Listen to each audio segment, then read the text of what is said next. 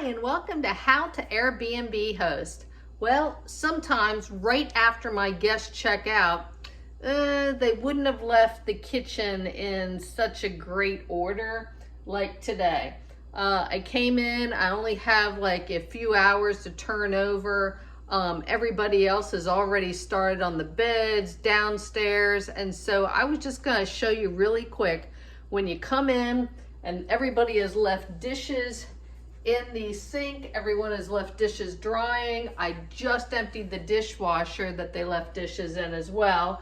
There's lots and lots of handprints on the microwave. I just finished cleaning out the microwave totally. So here is what we're gonna start on real quick. But I'm just gonna go through and show you what we do. Have my little scrubby here. And yeah, I'm pretty much gonna show you washing dishes by hand because you don't really have time to run the dishwasher too much right now. So what we're gonna do, these are already clean and dry.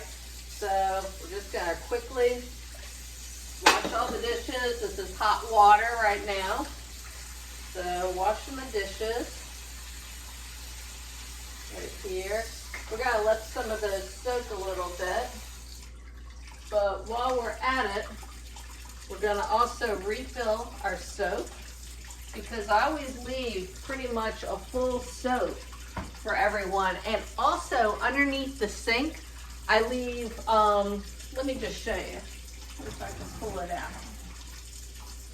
I leave containers like this with anything that they will need to clean up after themselves, from Windex to the cooktop stove cleaner, because I have a glass cooktop, and anything else that they may need. And it's all pretty neat. And then also, in case they drop anything, I also leave like carpet cleaner, things like that. And it just kind of helps to keep everything clean. Also extra little scrubbies. But I always make sure to fill everything up when everyone leaves, to make sure that they have like full cans, full bottles of anything that they may need for their next stay. So let me get all this done really quick. And then when all this is done, put everything in order. Back down here.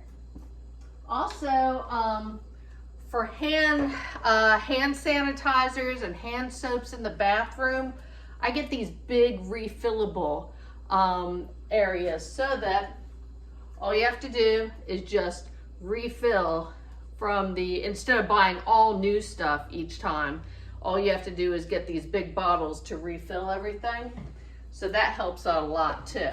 So we have all these, plus if you have these items in your bathroom, okay, you want to make sure to like disinfect them every single time. I run them through the dishwasher, I run them through everything just to make sure everything's clean. So today we're cleaning off all of the counters. I also make it optional. A lot of people don't like to use the Keurig, they like their own coffee. So I leave some of these little guys too in case they don't want to use the coffee pods because they're like, Laura, it's bad for the environment and they cost like 30 to 40 cents a piece. So I leave some of these so that people can put their own coffee in the Keurig and use it that way. But the number one thing not to forget is to check your Keurig machine, okay? Because it never fails. Everyone will leave their little empty Keurig cups in there. And so you don't want to see somebody else's little Keurig cup. So then you also want to double check inside the coffee maker because every single time I'm emptying old coffee that might have been there that some of the cleaners forgot. So I always double check everything. But today I'm going through the kitchen to clean everything. So everything was dry here. We're putting it all away. I always arrange my cups and everything pretty neat. I turn everything upside down. Everything is in order for the next people. I have salt and pepper lined up really nice here. I put anything away that is just sitting out in shelves, you know, because the new people don't want to see everything. Although I do leave brand new coffee unopened for the next guest, but the old coffee, yeah, nobody wants old coffee that has already been opened. So I always leave just brand new stuff for the next guest. So we're just gonna arrange that really nice. Anything that was left up here, we want just arranged nicely. Okay, and then we're gonna I wipe off every single surface. And then somebody got some different types of sugar, so we're just gonna put that to the side, not leave any open items that new guests can see. Okay, also, I make sure my Keurig is completely full. I have to fill in some little spots here, but this is a nice touch. It doesn't cost very much, but everybody really appreciates it. You know, because if you fly in or you drive in and you've had hours in a car or in a plane, you just want a nice cup of coffee, or you arrive in the morning, you haven't had time to go out to the grocery store to get your stuff. That's how I set it up. Okay, so make sure everything is clean here. Just a little tip, in case your coffee is like baked on or inside, it helps to put ice and salt in your in the carafe or in the glass carafe. Ice and salt and a little bit of water and maybe some baking soda, and just kind of squish it around like that, and it totally cleans it. Same with the bottom, you know. Of course, I use Magic Eraser on everything to clean everything up. So I always get this, shine everything up, shine it, shine, shine, shine. Make sure everything is shiny and clean, and wipe down. I wipe here. I wipe the entire coffee makers. Do not forget to empty your toaster. Look inside the toaster, because sometimes bagels or toast or whatever somebody was cooking is still in there. You have to really make sure, no crumbs, no anything. In fact, one time I opened up the dishwasher. I was like, why is the toaster in the dishwasher? And I called the person. I was like, hey, is there something wrong with the dish or with the toaster? And they're like, yeah, it was dirty. I was like, you don't put, you might not want to put things that you plug into the electric in the dishwasher. And they were like, oh, okay. Apparently it was somebody who didn't cook too much. So, but it worked. I sat out in the sun for the whole day. Toaster worked perfect after that. Guess it did need to be cleaned. But yeah, things that you don't want to forget. So I'm going to start putting these guys up. Okay. And you also, when you're cleaning the microwave, you want to take out the little glass, you know, the little glass carousel, clean underneath it, clean on top, clean everything. And then, yeah, nobody wants to come in and see like, okay, this is like partially used. And it's like a little tiny thing. And so you're like, well, I don't want to throw this out because there's a few left, but you don't want to leave it for the next people because then they think you're cheap and you're not giving them enough, you know, paper towels. So what I do is I just give them a brand new paper towel, put it right here. And then the old one, we always need something to like wipe down surfaces or wipe down everything for the last minute. And so what we're gonna do with this is we're gonna put some Windex on it or any type of glass cleaner. And what I do is a quick run over and I wipe down the microwave all the way, get all the handprints off of it, Make it look really, really shiny and nice. Don't forget the top because a lot of dust will get there as well. And then come over the fridge, and what I do is I just wipe down the whole fridge, get all the nasty fingerprints. I wipe on the side.